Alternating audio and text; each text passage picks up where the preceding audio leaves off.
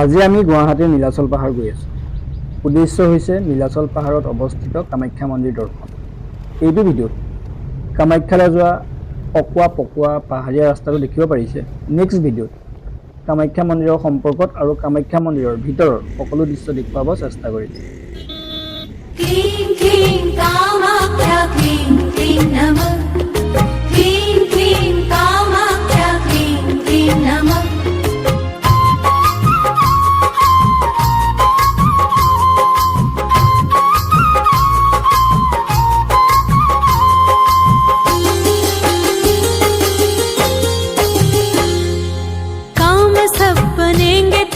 कामाख्या के नाम से काम सब बनेंगे तेरे कामाख्या के नाम से।